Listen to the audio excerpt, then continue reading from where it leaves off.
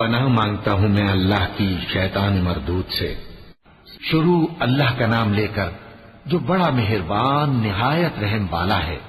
یاسین، قسم ہے قرآن کی جو حکمت سے بھرا ہوا ہے۔ اے محمد صلی اللہ علیہ وآلہ وسلم، بے شک تم پیغمبروں میں سے ہو، سیدھے رستے پر ہو۔ یہ قرآن غالب و مہربان کا نازل کیا ہوا ہے تاکہ تم ان لوگوں کو جن کے باپ دادا کو خبردار نہیں کیا گیا تھا خبردار کر دو کہ وہ غفلت میں پڑے ہوئے ہیں۔ ان میں سے اکثر پر اللہ کی بات پوری ہو چکی ہے، سو وہ ایمان نہیں لائیں گے۔ ہم نے ان کی گردنوں میں طوق ڈال رکھے ہیں اور وہ ٹھوڑیوں تک پھنسے ہوئے ہیں، تو ان کی گردنیں اکڑی ہوئی ہیں، اور ہم نے ان کے آگے بھی دیوار بنا دی اور ان کے پیچھے بھی، پھر ان پر پردہ ڈال دیا تو یہ دیکھ نہیں سکتے۔ اور تم ان کو خبردار کرو یا نہ کرو، ان کے لیے برابر ہے، یہ ایمان نہیں لائیں گے۔ تم تو صرف اس شخص کو خبردار کر سکتے ہو جو اس نصیحت یعنی قرآن کی پیروی کرے اور رحمان سے غائبانہ ڈرے، سو اس کو مغفرت اور بڑے ثواب کی بشارت سنا دو۔ بے شک ہم مردوں کو زندہ کریں گے، اور جو کچھ وہ آگے بھیج چکے اور جو ان کے نشان پیچھے رہ گئے ہم ان کو قلم بند کر لیتے ہیں، اور ہر چیز کو ہم نے کتاب روشن یعنی لوح محفوظ میں لکھ رکھا ہے۔ اور ان سے گاؤں والوں کا قصہ بیان کرو جب ان کے پاس پیغمبر آئے، یعنی جب ہم نے ان کی طرف 2 پیغمبر بھیجے تو انہوں نے ان کو جھٹلایا، پھر ہم نے تیسرے سے تقویت دی تو انہوں نے کہا کہ ہم تمہاری طرف پیغمبر ہو کر آئے ہیں۔ وہ بولے کہ تم اور کچھ نہیں مگر ہماری طرح کے آدمی ہو، اور رحمان نے کوئی چیز بھی نازل نہیں کی،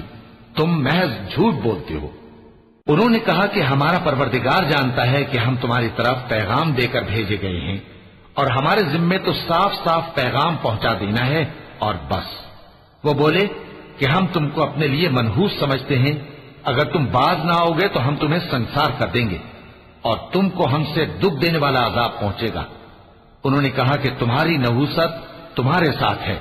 کیا اس لیے کہ تم کو نصیحت کی گئی؟ نہیں، بلکہ تم ایسے لوگ ہو جو حد سے تجاوز کر گئے ہو۔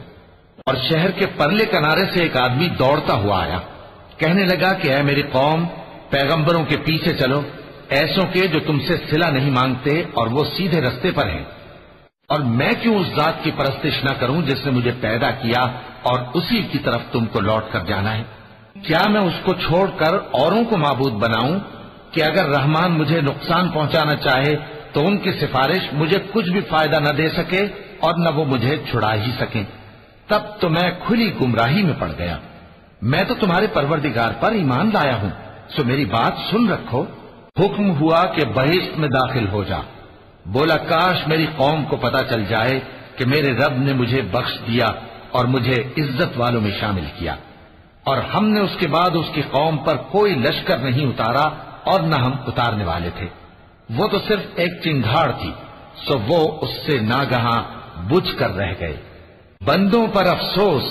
کہ ان کے پاس جب کوئی پیغمبر آتا تو وہ اس سے تمسخر ضرور کرتے۔ کیا انہوں نے نہیں دیکھا کہ ہم نے ان سے پہلے بہت سے لوگوں کو ہلاک کر دیا تھا؟ اب وہ ان کی طرف لوٹ کر نہیں آئیں گے، اور سب کے سب ہمارے روبرو حاضر کیے جائیں گے۔ اور ایک نشانی ان کے لیے زمین مردہ ہے کہ ہم نے اس کو زندہ کیا اور اس میں سے اناج اگایا، پھر یہ اس میں سے کھاتے ہیں، اور اس میں کھجوروں اور انگوروں کے باغ پیدا کیے اور اس میں چشمے جاری کر دیے تاکہ یہ ان باغوں کے پھل کھائیں، اور ان کے ہاتھوں نے تو ان کو نہیں بنایا، تو پھر کیا یہ شکر نہیں کرتے؟ وہ ذات پاک ہے جس نے زمین کی نباتات کے اور خود ان کے اور جن چیزوں کی ان کو خبر نہیں سب کے جوڑے بنائے۔ اور ایک نشانی ان کے لیے رات ہے کہ اس پر سے ہم دن کو کھینچ لیتے ہیں تو اسی وقت ان پر اندھیرا چھا جاتا ہے، اور سورج اپنے مقرر راستے پر چلتا رہتا ہے، یہ اس غالب و دانا کا مقرر کیا ہوا اندازہ ہے۔ اور چاند کی بھی ہم نے منزلیں مقرر کر دی، یہاں تک کہ گھٹتے گھٹتے کھجور کی پرانی شاخ کی طرح ہو جاتا ہے۔ نہ تو سورج ہی سے یہ ہو سکتا ہے کہ چاند کو جا پکڑے، اور نہ رات ہی دن سے پہلے آ سکتی ہے، اور سب اپنے اپنے مدار میں تیر رہے ہیں۔ اور ایک نشانی ان کے لیے یہ ہے کہ ہم نے ان کی اولاد کو بھری ہوئی کشتی میں سوار کیا، اور ان کے لیے ویسی ہی اور چیزیں پیدا کی جن پر یہ سوار ہوتے ہیں، اور اگر ہم چاہیں تو ان کو غرق کر دیں، پھر نہ تو ان کا کوئی فریاد رس ہو اور نہ ان کو رہائی ملے، مگر یہ ہماری رحمت اور ایک مدت تک کے فائدے ہیں۔ اور جب ان سے کہا جاتا ہے کہ جو تمہارے آگے اور جو تمہارے پیچھے ہے اس سے ڈرو تاکہ تم پر رحم کیا جائے، اور ان کے پاس ان کے پروردگار کی طرف سے کوئی نشانی نہیں آتی مگر اس سے منہ پھیر لیتے ہیں، اور جب ان سے کہا جاتا ہے کہ جو رزق اللہ نے تم کو دیا ہے اس میں سے خرچ کرو، تو کافر مومنوں کے متعلق کہتے ہیں کہ بھلا ہم ان لوگوں کو کھانا کھلائیں جن کو اگر اللہ چاہتا تو خود کھلا دیتا، تم تو کھلی گمراہی میں ہو۔ اور کہتے ہیں اگر تم سچ کہتے ہو تو بتاؤ یہ وعدہ کب پورا ہوگا؟ یہ تو ایک چنگھاڑ ہی کے منتظر ہیں جو ان کو اس حال میں کہ باہم جھگڑ رہے ہوں گے آ پکڑے گی، پھر نہ تو یہ وصیت ہی کر سکیں گے اور نہ اپنے گھر والوں میں واپس جا سکیں گے، اور جس وقت سور پھونکا جائے گا یہ قبروں سے نکل کر اپنے پروردگار کی طرف دوڑ پڑیں گے، کہیں گے ہائے بربادی، ہمیں ہماری خوابگاہوں سے کس نے جگہ اٹھایا۔ یہ وہی تو ہے جس کا رحمان نے وعدہ کیا تھا اور پیغمبر انہیں سچ کہا تھا۔ وہ تو صرف ایک زور کی آواز ہوگی کہ سب کے سب ہمارے روبرو آ حاضر ہوں گے، پھر اس روز کسی شخص پر کچھ بھی ظلم نہیں کیا جائے گا اور تم کو بدلہ ویسا ہی ملے گا جیسے تم کام کرتے تھے۔ اہل جنت اس روز عیش و نشاط کے مشغلے میں خوش ہوں گے، وہ بھی اور ان کی بیویاں بھی سایوں میں تختوں پر تکیے لگائے بیٹھے ہوں گے، وہاں ان کے لیے میوے ہوں گے اور جو وہ منگوائیں گے ان کو ملے گا، ان کو پروردگار مہربان کی طرف سے سلام کہا جائے گا، اور وہ فرمائے گا کہ گناہگارو تم آج الگ ہو جاؤ۔ اے آدم کی اولاد،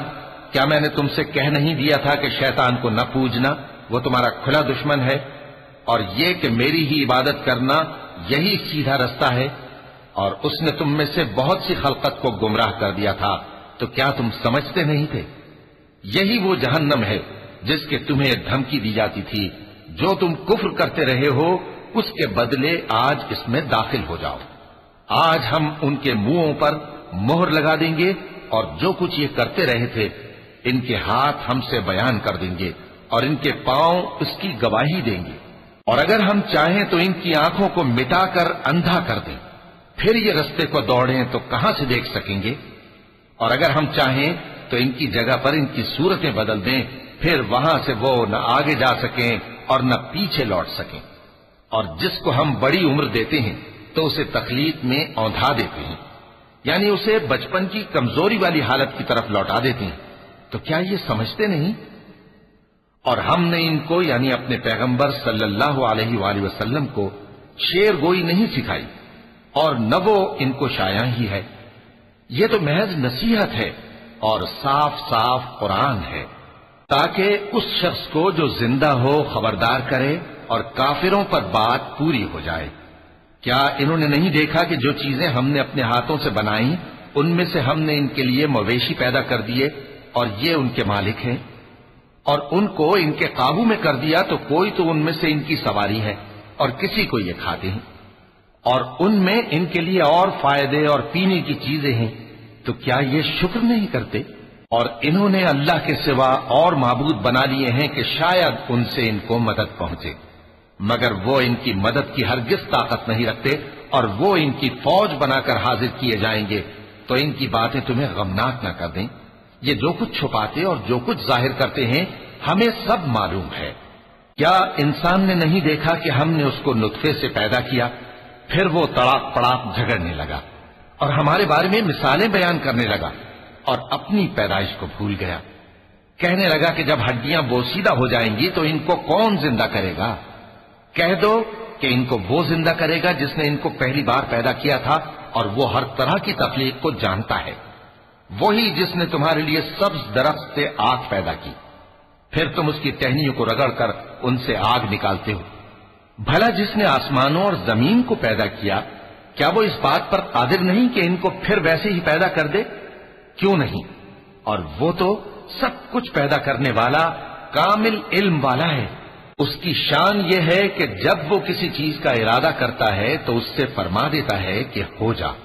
تو وہ ہو جاتی ہے۔ وہ ذات پاک ہے جس کے ہاتھ میں ہر چیز کی حکومت ہے،